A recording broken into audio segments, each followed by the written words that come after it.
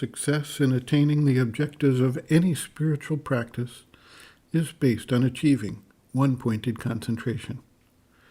This means focusing the aspiration on the spiritual source and maintaining that focus without diverting energy and attention away to any other objective. The integral yoga, with its focus on the transformation of life on earth into a divine life, requires similar commitment.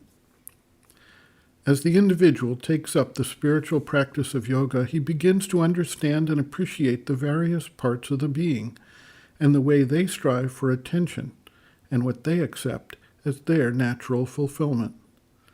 The vital nature is especially attracted to development of power and domination, wealth, as well as sexual enjoyment.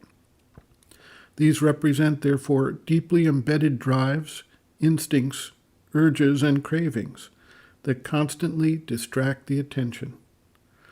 The practice of brahmacharya, which involves celibacy, in the deepest sense of removing any receptivity to the sexual energy and its expression through the lower vital nature, is enjoined on spiritual practitioners from many paths as a basic requirement founded in the knowledge of the deepest teachings of yoga and spirituality. In the context of a spiritually focused community, these forces can be especially disruptive, as they impact not just the individual practitioner, but also others, and the social environment in general. This occurs whether the actions are overt and take on a physical form, or whether they are occult through the inner concentration and energetic practices. The impact of sexual energy was observed some years ago by an individual who recounted a particular incident. He happened to be in a room with a number of people gathered together. A person entered the room who clearly carried an intense sexual vibration with him. He focused on a young woman on the other side of the room, a stranger to him, and she suddenly turned and noticed his gaze and intensity. She responded, and they left to carry out their sexual practices. The vibration traveled without sound, touch, or anything else across the room and awakened the similar response in the other individual.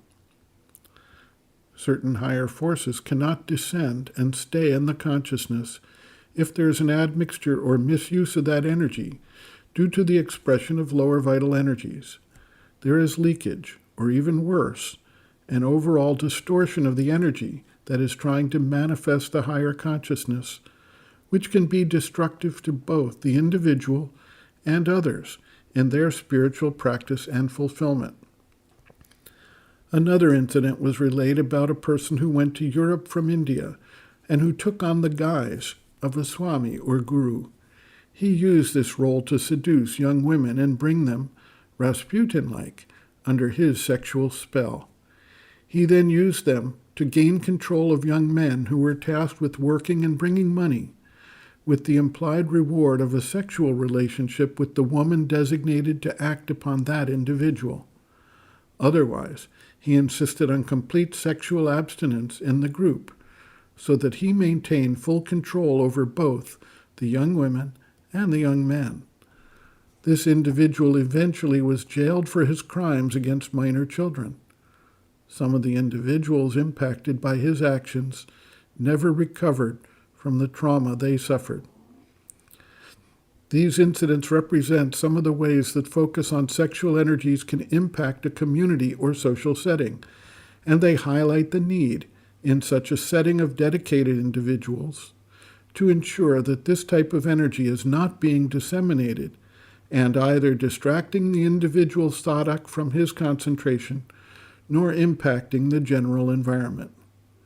Clearly, not every individual who is called to take up the path of yoga is able to, from the outset, gain full control over these energies. It is a process, and it can develop in stages.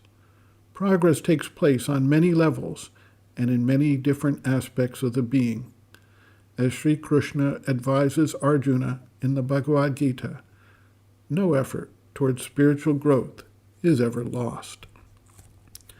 Those few individuals who are called to dedicate their lives to the spiritual path, wholly and without any reservations, with full surrender, are especially advised to not allow any vital forces to intervene and distract or dilute the effort.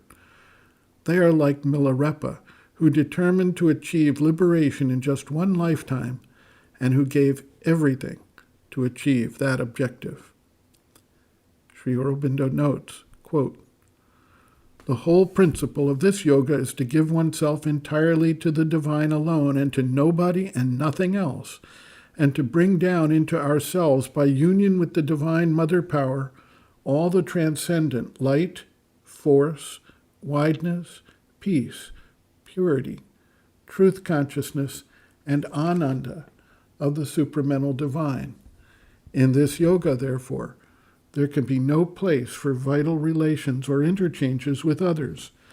Any such relation or interchange immediately ties down the soul to the lower consciousness and its lower nature, prevents the true and full union with the divine, and hampers both the ascent to the supramental truth consciousness and the descent of the supramental Ishwari Shakti.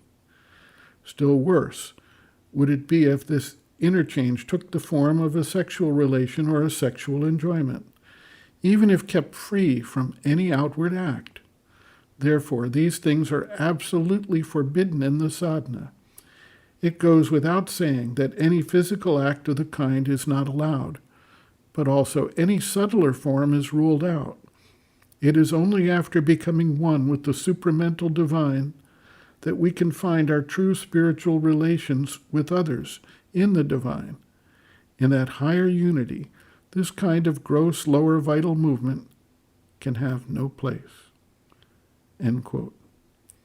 Reference, Sri Aurobindo, Bases of Yoga, Chapter 4, Desire, Food, Sex, pages 70 to 71.